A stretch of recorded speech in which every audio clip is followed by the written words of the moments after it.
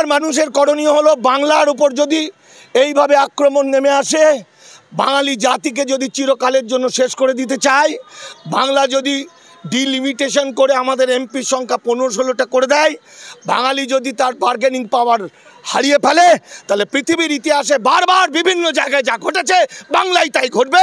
আমরা চোখের সামনে আমাদেরই বাংলা পূর্ববঙ্গের ঘটনা আমরা দেখেছি। তারা স্বাধীনতা ঘোষণা করেছে, সারা ভাত দেওয়ার মুরদ নেয় কিল মারার গোসাই, কথায় কথায় বড় বড় ভাষণগিরি, ওসব অমিত শাহ নরেন্দ্র মোদীগিরি ছুটে যাবে। এই গরিব মানুষ, সে গরিব হতে পারে কিন্তু এই ভারতবর্ষের প্রকৃত নাগরিক যুগ সে কাগজ রাখবে না। তোর বাবার কি? সে পড়াশোনা করেনি, মাধ্যমিকের সার্টিফিকেট নেই, করেনি, সে পড়বে না। সে বলছে আমি পড়বো না, আমার পড়ার দরকার নেই। সে বলছে আমার কাগজ রাখবো না, আমি এমনি ঘুরে বেড়াবো। তো এদের বাবার ক্ষমতায় দায়িত্ব কে দিয়েছে? এদের নাগরিকত্ব দেবে। যারা ন্যাচারালি ভারতবর্ষের নাগরিক তাদের নাগরিকত্ব দেওয়ার অধিকার কারো নেই, তাদের নাগরিকত্ব নিয়ে ডিস্টার্ব করার অধিকার কারো নেই। শুধু তারা নয়, যারা দেশভাগে বলি হয়ে এসছে এই বাংলার, তারাও ভারতবর্ষের প্রকৃত নাগরিক নাগরিক নাগরিক। দেখুন, পশ্চিমবঙ্গে এসআইআরটা শুরু হয়েছে। এসআইআর দুটো পার্ট বুঝতে হবে। একটা পার্ট 2002 সালে যাদের নাম আছে, আর 2025 সালে ওই একই ব্যক্তিদের নাম আছে কিনা সেটা লিঙ্ক দেখা বিএলও ভাইরা তারা বাড়িতে বসে বসে করেছে, এবং সেইটাতে নাকি জানা যাচ্ছে লিঙ্ক পাচ্ছে না 4 কোটি মতো মানুষের নাম। এখন ঘটনা হচ্ছে পশ্চিমবঙ্গের লোক সংখ্যা প্রায় 12 কোটি, ভোটাধিকার পায় 7,64,00,000। তাহলে তার পরের যে 5 কোটি লোক, সেই 5 কোটি লোকের মধ্যে আরও কত কোটি বাতিল হবে, মানে সেখানকার মধ্যেই তো 3-4 কোটি এমনি বাতিল হয়ে যাবে। 5 কোটি লোক তো আর এই নয় যে 18 বছরের কম বয়স ভোটাধিকার পায়নি। তার মানে সেটা আমাদের মাথায় আসছে না, কিন্তু সেই মানুষগুলোও মানুষ। তাহলে সেই রকম 2-3 কোটি 3-4 কোটি তো বাতিল হবে, 3 কোটি। আর এদিকে বলছে যেটা 3.5 কোটি বা 4 কোটি বাতিল লিঙ্ক পায়নি, তাদের মধ্যে কাগজপত্র দিয়ে বহু কষ্ট করে, বহু হয়তো মামলা মোকদ্দমা করে, ছোটাছুটি লাফালাফি করে প্রমাণ করার জন্য আরও হয়তো 50 লাখ প্রমাণ করবে 4 কোটির মধ্যে। তাহলে সেখান থেকেও আমি 1 কোটি লোকই প্রমাণ করুক, 3 কোটি বাতিল বলছি। তাহলে এই 3 কোটি আবার ওখানকার যাদের নাম ওঠেনি এরকম আরও 3 কোটি। এছাড়া এইখানে মনে রাখতে হবে যে নির্বাচন কমিশন কিন্তু বারবার বলছে যে আমরা 326 নম্বর ধারা অনুযায়ী করব। সংবিধানে 326 নম্বর ধারা মানে এটা হলো নাগরিকত্ব। 2002-এর কোনো গল্প নেই, মিথ্যা। জালিয়াতরা মিথ্যা কথা বলছে, জালিয়াতরা লোক ঠকাচ্ছে। আপাতত 2002 বললে সবাই যাতে জমা দেয়, জমা দিয়ে যদি 2002 হবে, তাহলে ইমিউনাইজেশন ফর্মটা কেন 1950 সালে যে এসছে তাকে ফিল আপ করতে হচ্ছে? কেন 1950, 51, 52, 53 তাদেরও লিখতে হবে তার বাবা মায়ের জন্ম কোথায় বা বাবা মা ভারতবর্ষে জন্ম কোথায়? সেখানেই তো সে ফেসে যাবে দেশভাগের পরে যারা এসছে। আর এপার বাংলার আমার যুগ যুগ যুগ যুগ ধরে বাস করছে যারা আদিবাসী মূল নিবাসী, আমার ধর্মান্তরিত মুসলমান বন্ধুরা, এদের বানান ভুল তো বটেই। যতগুলো ডকুমেন্ট ততগুলো বানান ভুল। এরা খিজিবিজি ব্যাপার।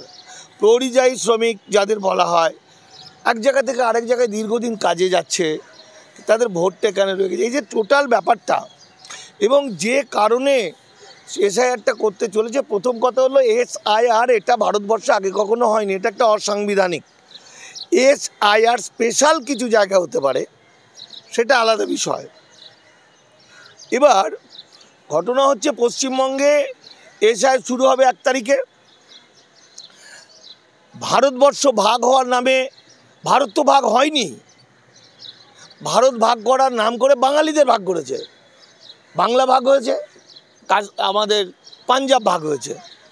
তাহলে বাংলা যদি ভাগ হয়ে থাকে, তাহলে বাংলার ইতিহাস, দেশভাগের কারণ, বাংলা ভাগের কারণ, ইতিহাস এবং এই জায়গাগুলো যদি সঠিকভাবে বিশ্লেষণ করা না যায়, কোনো মাদির বাচ্চা নাগরিক এসআইআর করতে পারবে না, হতে পারে না, পারে না, পারে না, পারে না। কারণ দেশভাগের নামে বাংলা ভাগ হয়েছে। বাংলা ভাগের সময় অসংখ্য মানুষ কাঁদতে কাঁদতে দেশান্তরিত হয়ে এসছে, ওপার থেকে ছিন্নমূল দেশান্তরিত মানুষ কাগজপত্র ছাড়া, পাসপোর্ট ভিসা ছাড়া এপার বাংলায় আসতে বাধ্য হয়েছে। এপার থেকে অসংখ্য মুসলমান ভাই কাঁদতে কাঁদতে যেতে বাধ্য হয়েছে। তাহলে এখানকার ইতিহাস যদি কেউ না থাকে, কোনো নাদির শাহের বাচ্চা করতে পারবে না পশ্চিমবঙ্গে এইভাবে 5 কোটি 6 কোটি 4 কোটি মানুষকে বাদ দেওয়া। এর চেয়ে অপরাধ আর পৃথিবীতে হতে পারে না। এখন কথা হচ্ছে এসআইআর কেন করছে, এই ঢপবাজি অসাংবিধানিক বিষয়টা। তাহলে 1962 সালে ভারতবর্ষের প্রথম ভোটার তালিকা, তাহলে 62 সাল থেকে তুমি আইআর করছো, ইন্টেনসিভ রিভিশন করছো আর ডিনোভো করছো। প্রতি বছর কে মারা যাচ্ছে, কার নাম ঢুকছে, নভেম্বর ডিসেম্বর জানুয়ারি পর্যন্ত, জানুয়ারির 1 তারিখে নতুন মানুষের নাম উঠছে যাদের 18 বছর। তাহলে এদের পোঁদে যে আমরা টাকাগুলো গুঁজলাম, খাওয়া দাওয়া মাইনে ফাইনে কার বাবা দিল? তাহলে এরা ঠিক করেনি কেন? তাহলে 1962 সাল থেকে করতে করতে করতে করতে করতে আসার পরে তারা যদি ভুল করে, মিথ্যা করে, তুলতে না পারে, নাম ভুল হয়, তা দোষ নির্বাচন কমিশনের, সাধারণ মানুষের নয়। এই যে ফুটপাতে যারা বাস করছেন অসংখ্য মানুষ, এই ভারতবর্ষের প্রকৃত মানুষ, এই যে আদিবাসী মানুষ, এই যে সুন্দরবনের নদী ভাঙনে শেষ হয়ে গেছে, এরা এই ভারতবর্ষের নাগরিক নাগরিক নাগরিক নরেন্দ্র মোদী অমিত শাহের থেকেও অনেক বেশি নাগরিক, কারণ প্রকৃতিগতভাবে এরা নাগরিক। তাহলে সরকার বলছে অনেক অনুপ্রবেশকারী ঢুকে গেছে, ধরো, তার জন্য তো তোমার ডিপার্টমেন্ট আছে। তার জন্য তুমি এখন কি বলছো? তুমি এখন বলছো যে আমি গ্যাঁজা খেয়ে ঘুমোচ্ছিলাম, পুলিশ অফিসার, চোর ঢুকে পড়েছে, আমি ধরতে পারিনি, এবার শালা তোরা প্রত্যেকে এসে বল আমি চোর নই। এটা হলো এদের কায়দা। ফলে আসল উদ্দেশ্যটা হলো, স্বাধীনতার আগে ভারতবর্ষে সকলের ভোটাধিকার ছিল না, কিন্তু তারা নাগরিক অধিকার ভোগ করত। কিন্তু নরেন্দ্র মোদীর বাচ্চারা, নাদির শাহের বাচ্চারা ভোটার কার্ড, আধার কার্ড, প্যান কার্ড বাতিল করে দিয়ে ওই আগের মতো চলে আসবে। মানে পুরনো সমস্ত এখন পর্যন্ত যারা নাগরিক সব বাদ, আবার নতুন করে নাগরিকত্ব দেবে এরা।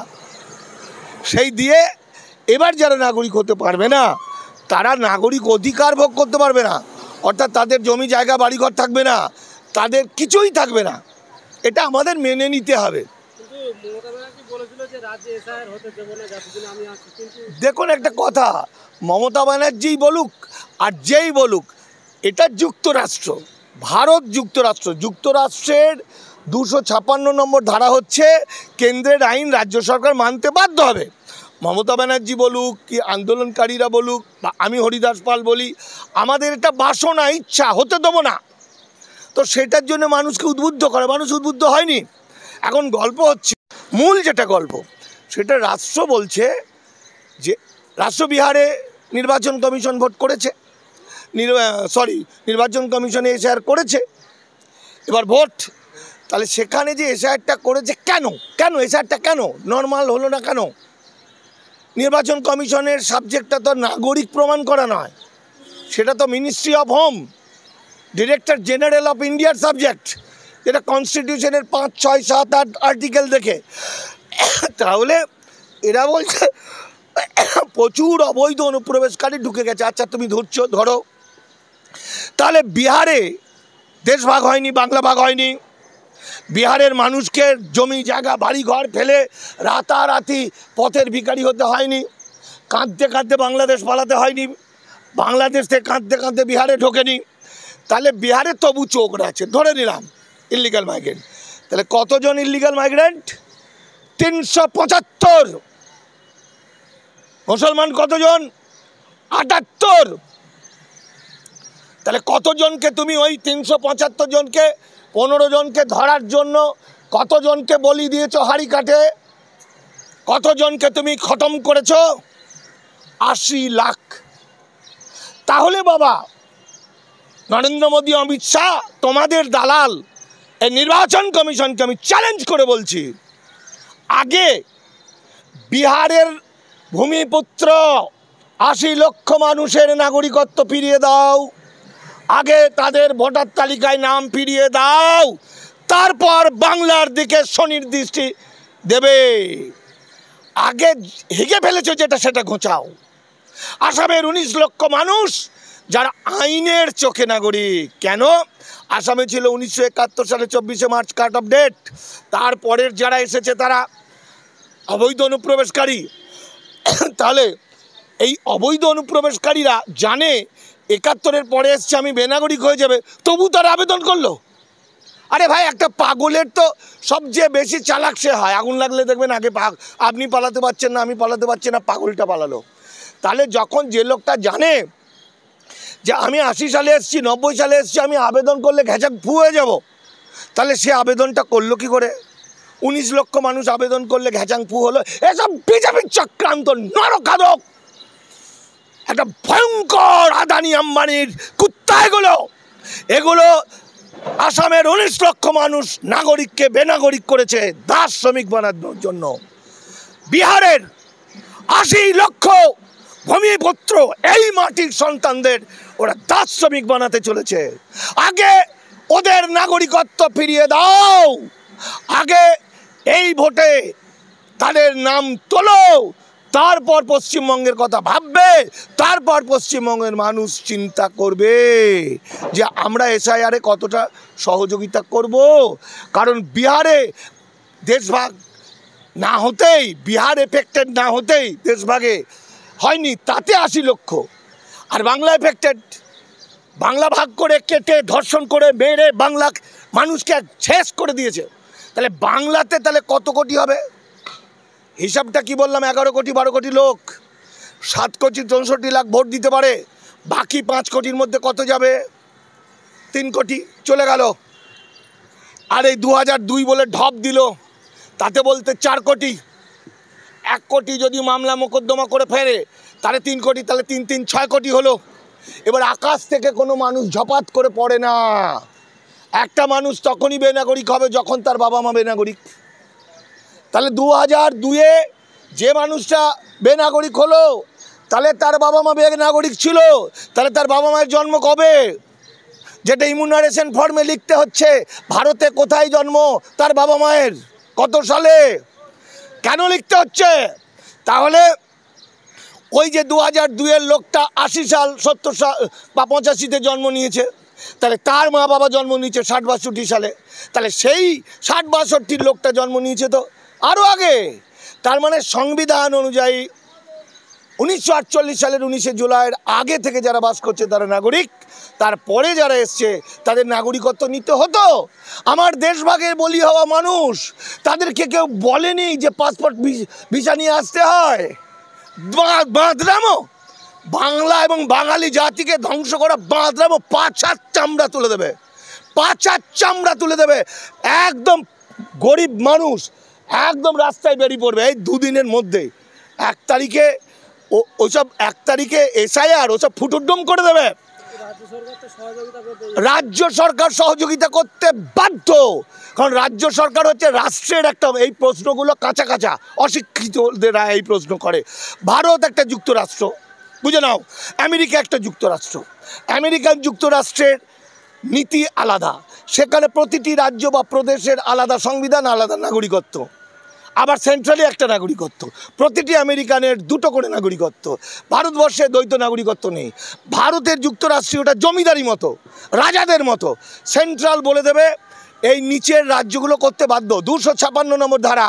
আর আমরা কথায় কথায় রাজ্য কী করছে, রাজ্যকে, আরে রাজ্যের বাবা করবে, রাজ্য কে, রাজ্য কে? ভারতের সংবিধানের রাজ্য বাজ্য কি? কেউ একটা পাঠাম করে মামলা করবে, রাজ্যের বাবা করে দিতে বাধ্য হবে, কান ধরে উঠবোস করবে এতে গিয়ে হাইকোর্টে, সুপ্রিম কোর্টে গিয়ে। সহযোগিতা বলে কিছু হয় না, সহযোগিতা আবার কি করছে? এটা তো আইন। রাজ্যে সরকারের স্টাফ যারা চাকরি করে 4th ডিভিশনে বা গ্রুপ ডি, আমি এটা জানি না ঠিক, স্কুলের মাস্টারমশাইরা, এরা স্কুলে চাকরিও করবে, আবার বিএলও হতে হবে। বিএলও হতে দেবে না তো রাজ্য সরকারের বিরুদ্ধে একটা চিঠি আসবে, অ্যাডভাইসারি আসবে, 355 ধারা, রাষ্ট্রপতি শাসন জারি হবে 56 ধারা। ফলে এই যে প্রশ্নগুলো থাকে যে রাজ্য সরকার লোক দিয়েছে, রাজ্য সরকার করছে, আরে ভাই সব পোর্টালগুলোই তো সেন্ট্রালের। আগে জন্মের সার্টিফিকেট কে দিত? কোন পোর্টালে হতো? পঞ্চায়েত দিত। আর এখন ডেথ অ্যান্ড বার্থ সেন্ট্রাল গভর্নমেন্টের মিনিস্ট্রি অফ হোম, যেখানে এনআরসির তালিকা তৈরি হবে, সেই পোর্টাল দেয়। তাহলে এই যে গভীর চক্রান্ত আপনি বলছেন, তাহলে এর বিষয়ে বাংলার মানুষের এখন করণীয়? বাংলার মানুষের করণীয় হলো, বাংলার উপর যদি এইভাবে আক্রমণ নেমে আসে, বাঙালি জাতিকে যদি চিরকালের জন্য শেষ করে দিতে চায়, বাংলা যদি ডিলিমিটেশন করে আমাদের এমপির সংখ্যা 15-16টা করে দেয়, বাঙালি যদি তার বার্গেনিং পাওয়ার হারিয়ে ফেলে, তাহলে পৃথিবীর ইতিহাসে বারবার বিভিন্ন জায়গায় যা ঘটেছে বাংলায় তাই ঘটবে। আমরা চোখের সামনে আমাদেরই বাংলা পূর্ববঙ্গের ঘটনা আমরা দেখেছি। তারা স্বাধীনতা ঘোষণা করেছে, সালা ভাত দেওয়ার মুরদ নেয়, কিল মারার গোসাই, কথায় কথায় বড় বড় ভাষণগিরি, ওসব অমিত শাহ নরেন্দ্র মোদীগিরি ছুটে যাবে। এই গরিব মানুষ, সে গরিব হতে পারে, কিন্তু এই ভারতবর্ষের প্রকৃত নাগরিক যুগ, সে কাগজ রাখবে না। তোর বাবার কি? সে পড়াশোনা করেনি, মাধ্যমিকের সার্টিফিকেট নেই, করেনি, সে পড়বে না। সে বলছে আমি পড়বো না, আমার পড়ার দরকার নেই। সে বলছে আমার কাগজ রাখবো না, আমি এমনি ঘুরে বেড়াবো। তো এদের বাবার ক্ষমতা, দায়িত্ব কে দিয়েছে? এদের নাগরিকত্ব দেবে। যারা ন্যাচারালি ভারতবর্ষের নাগরিক, তাদের নাগরিকত্ব দেওয়ার অধিকার কারো নেই, তাদের নাগরিকত্ব নিয়ে ডিস্টার্ব করার অধিকার কারো নেই। শুধু তারা নয়, যারা দেশভাগে বলি হয়ে এসছে এই বাংলার, তারাও ভারতবর্ষের প্রকৃত নাগরিক।